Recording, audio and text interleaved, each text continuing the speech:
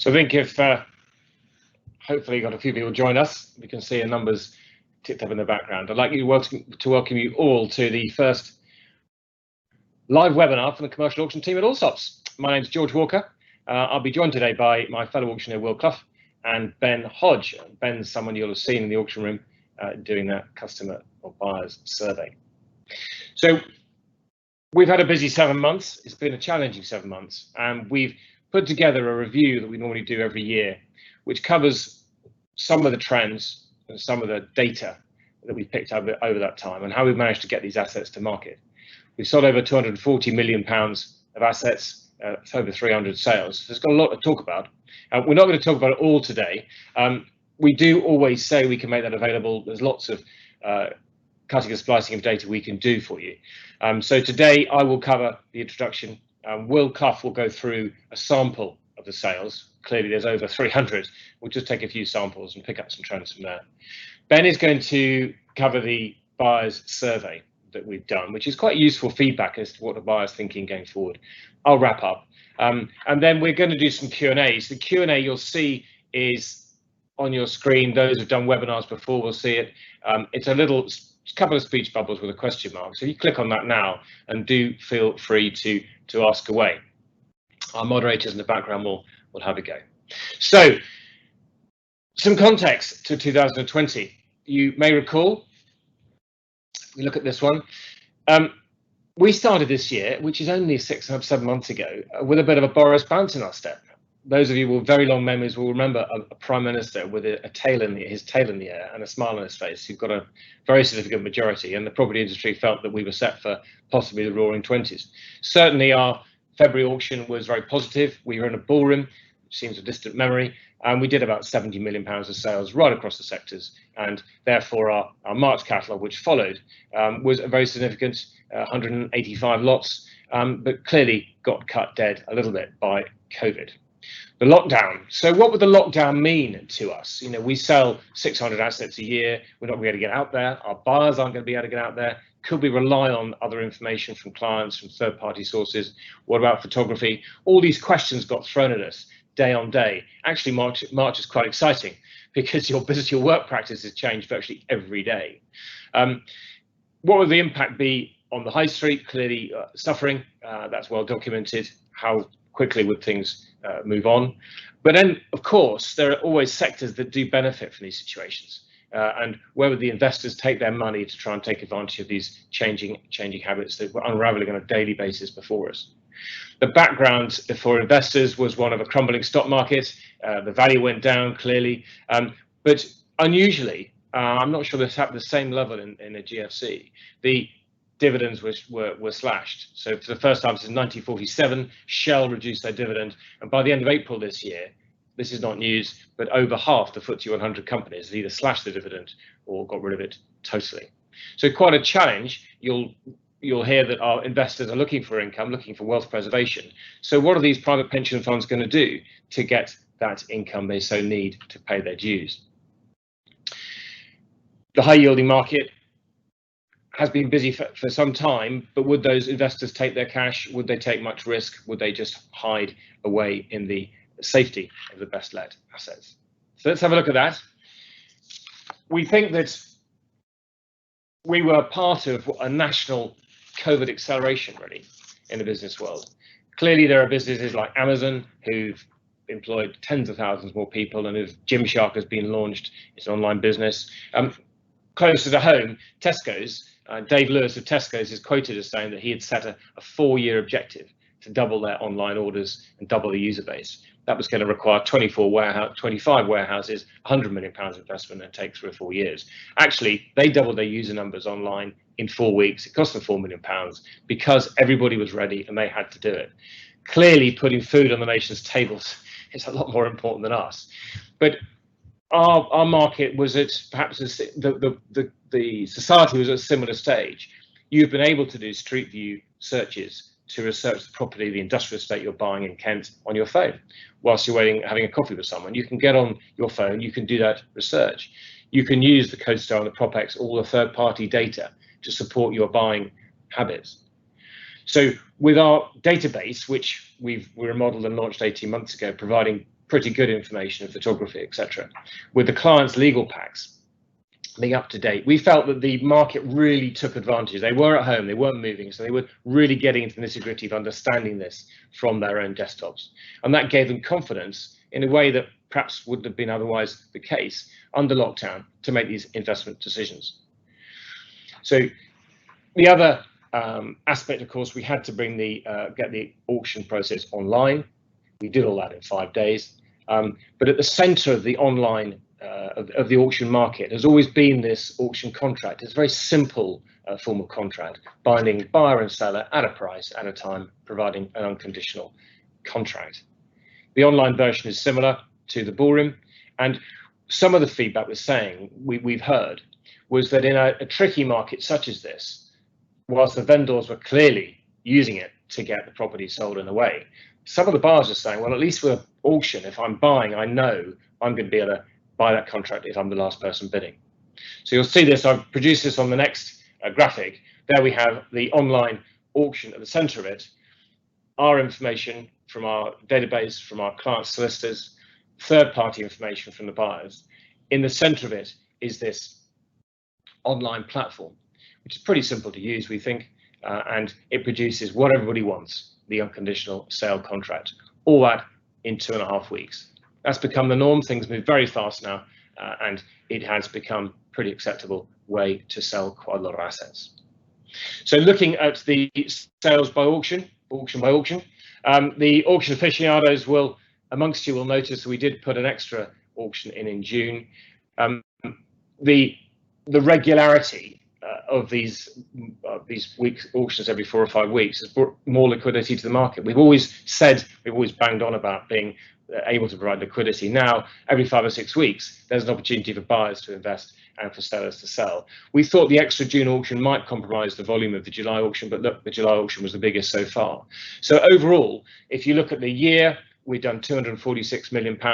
If you compare the time under lockdown to the period last year, it's a very, very similar number. So no slacking off in the volume sold, really.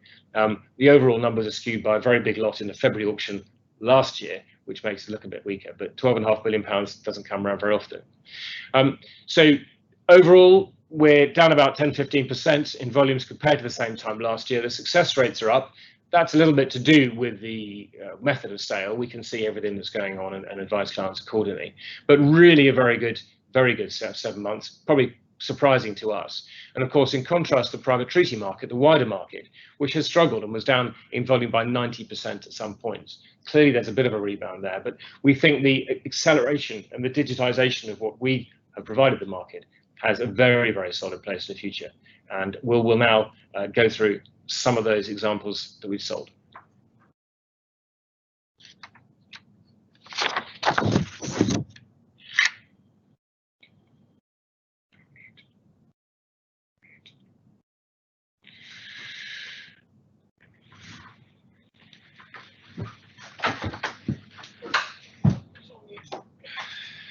On mute. What is on mute?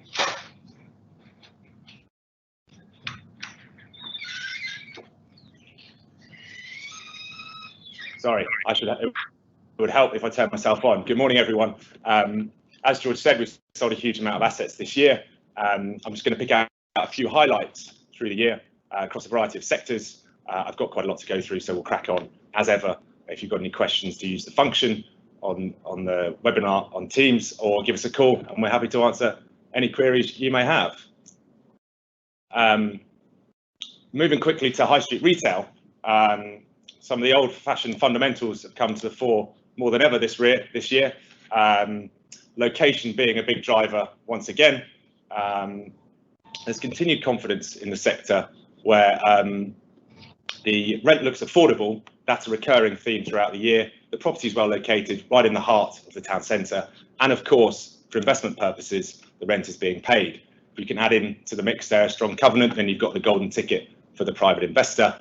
On the left-hand side of the screen, one such example of this in Oswestry Street from our July auction, an attractive market town, Bank of Scotland until 2031 without break, no VAT, which always helps the private buyer, and 23,800 is the rent on that one. That's what helped drive the yield sub 5% on that one.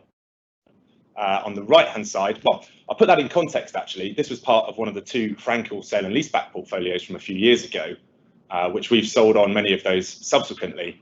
The average yield on those pre this COVID era was about 5.25, so perhaps a compression of yield there.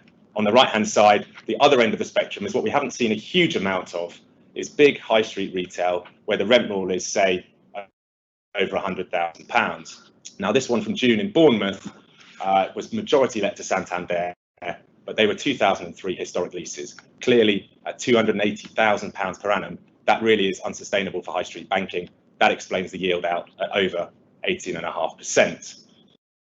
Retail with add value opportunity has always been popular with the private investor in the auction world, be it the smaller scale lots such as Dartford on the left, where it's got underutilised uppers. Now, 5.1% doesn't really reflect the income profile of that asset. It's more the inherent value in those upper parts. To the larger scale lots like the right-hand side and Barking side in July, which we sold in conjunction with our residential investment development team.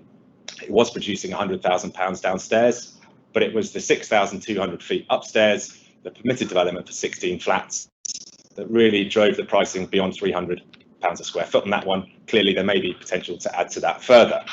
But staying with retail and moving to suburban retail, this has been a sector, specifically the neighbourhood parade, that we've highlighted as somewhere to focus on for about the past 18 months. Now, why is that? Again, it comes down to sustainable and affordable rents. They haven't been set with a focus on Zone A comparisons, like in towns and city centres. Arguably, they were viewed as less glamorous because they didn't see the rapid rental growth as the towns and cities did. What there has been, though, is rental creep. But that's meant that the rents and the rates have remained affordable for the occupiers. Unlike, as we're seeing now in the towns and city centres, the undersupply of square footage in these areas has meant there's less competing space and also helped maintain the rents.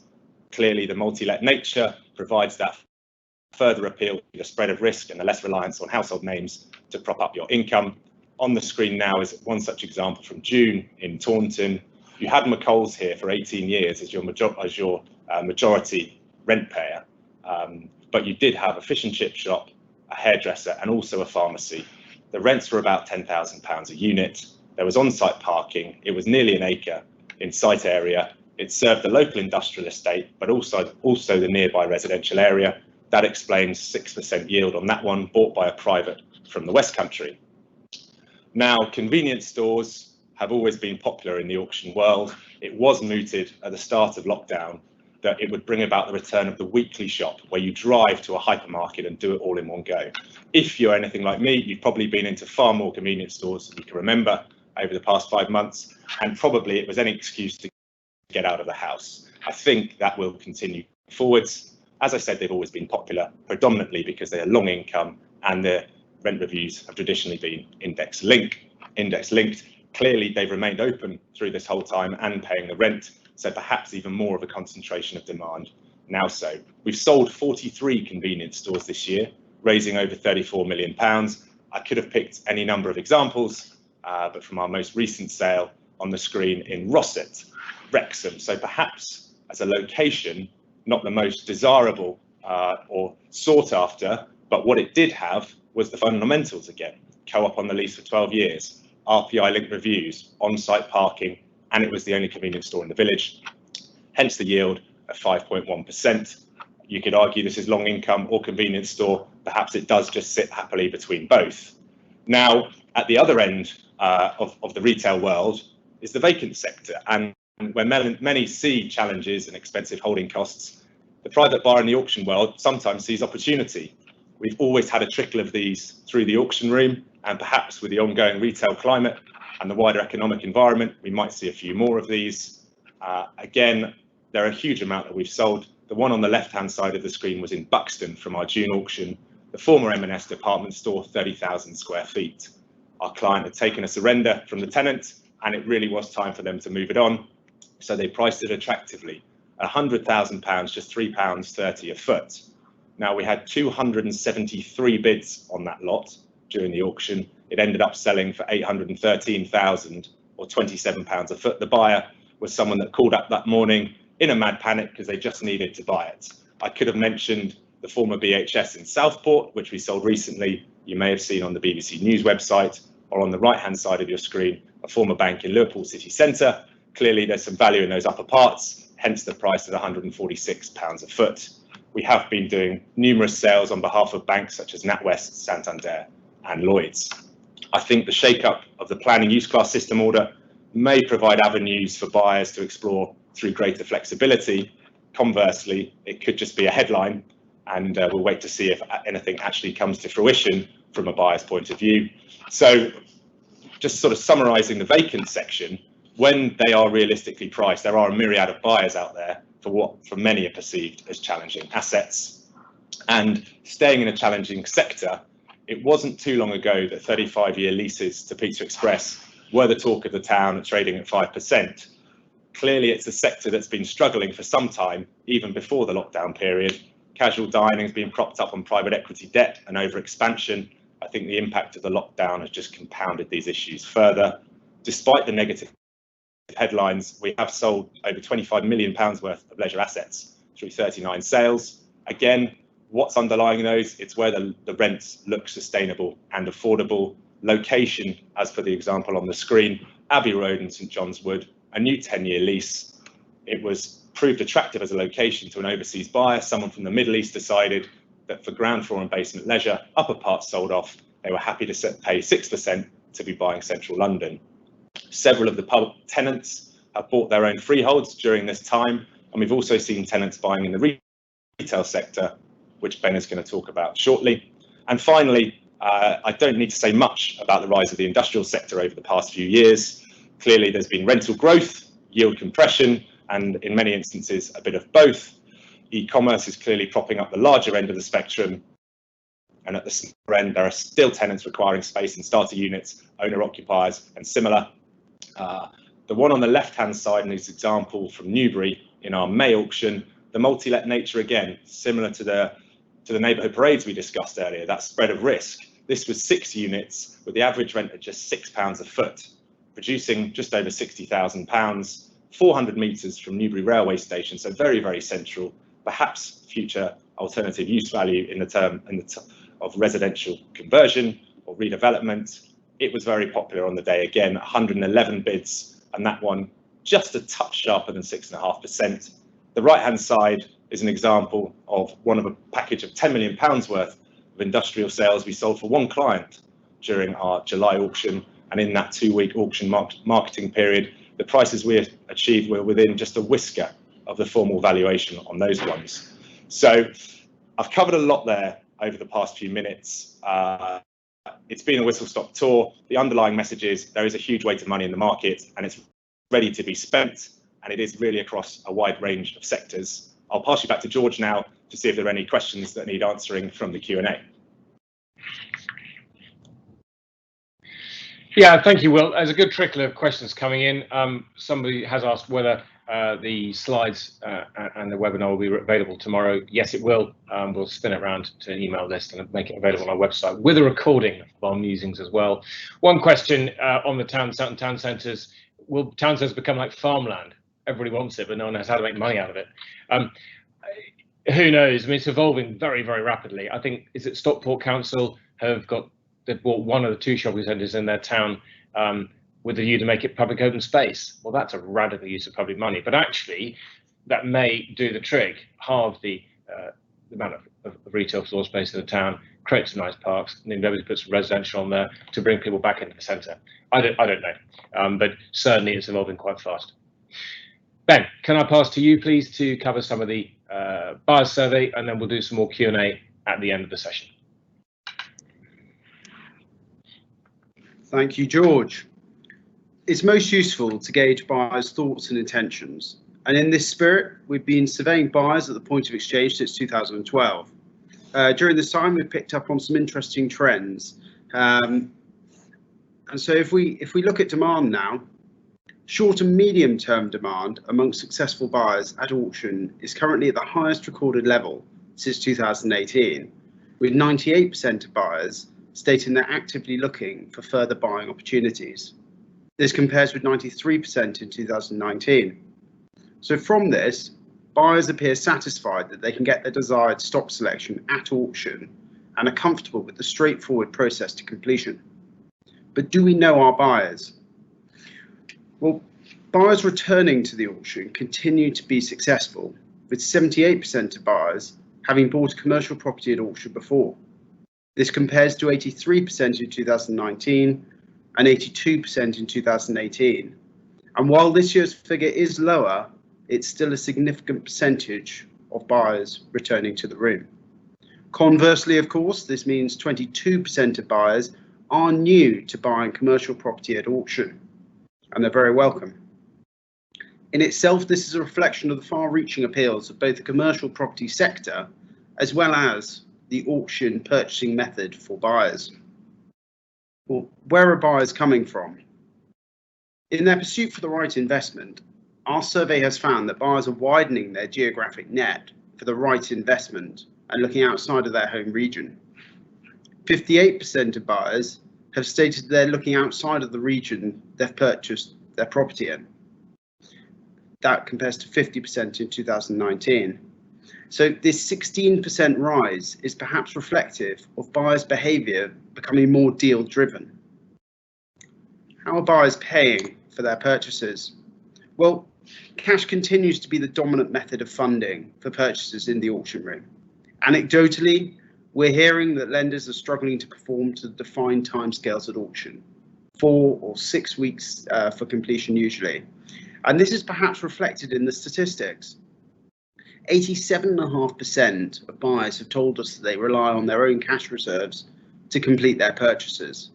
This is an increase on the last 2 years at 76% and 73% respectively. Of course, buyers often refinance following completion without the auction timescale restraints, and this is likely to still be the case. The million-dollar question at this time, and which was asked in our survey, was if and how COVID-19 has affected buyers' investment decision making. Now, we received many responses, which were as broad as you can imagine. One of the main trends from buyers was that COVID has had little effect on their buying strategy if you buy the right stock, while others are looking to be more selective in their stock moving forwards. They're looking more closely at the tenant's underlying business and ignoring their perceived stature. This includes the can pay, won't pay crowds such as JD Sports. With many tenants not paying their Q2 or Q3 rents, buyers are also looking closely into agreements made during this time between landlord and tenant. Where possible, they're resisting paying for historic and more recent rent arrears.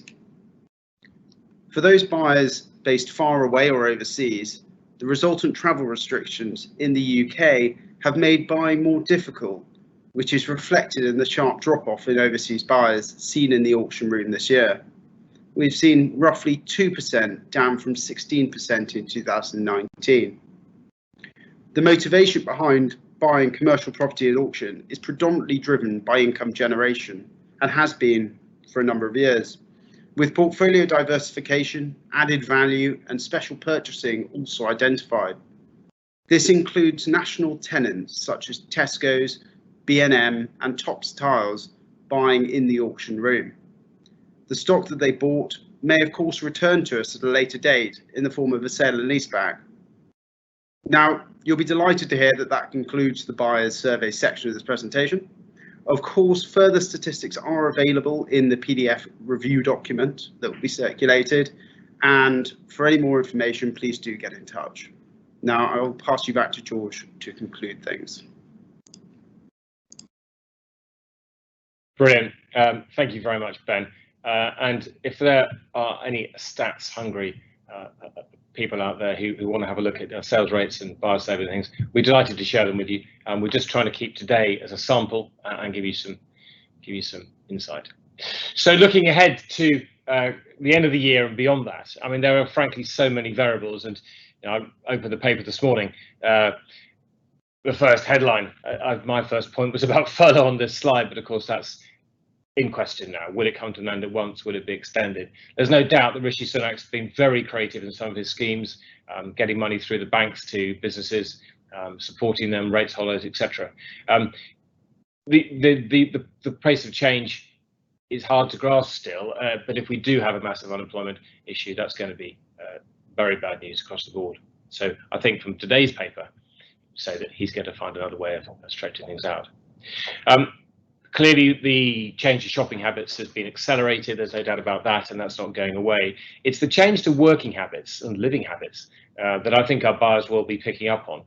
The rise of the suburban retail. Will offices out of town centres be business park offices? Will they come back more into vogue?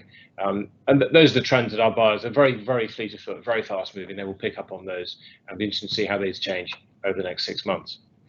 From a landlord's perspective, the end of the rent embargo again was due to come to an end this month, but looking today, there's some doubt over that. That's quite challenging for landlords.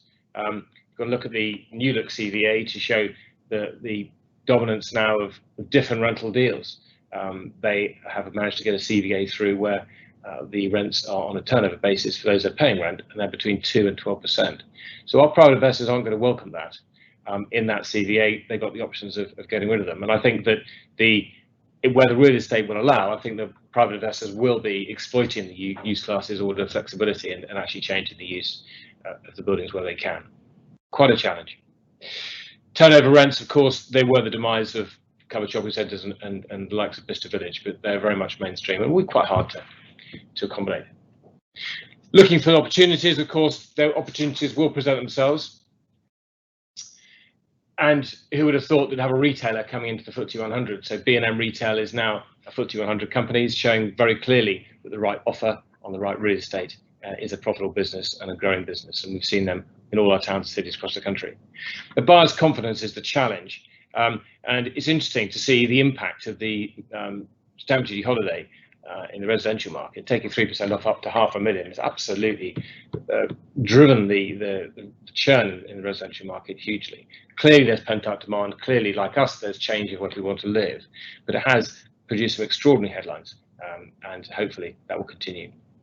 The economy is growing. Wasn't it great to see last week, 6.6% growth month on month? We've got a long way to go, about 12% to go to get back to pre-COVID levels for GDP. But I'm of the school of thought that it will be a V-shape. Just how steep is the V-shaped recovery? Quite frankly, we're not seeing growth of over 5% a month. It's going to be quite alarming, but we are. So that's positive.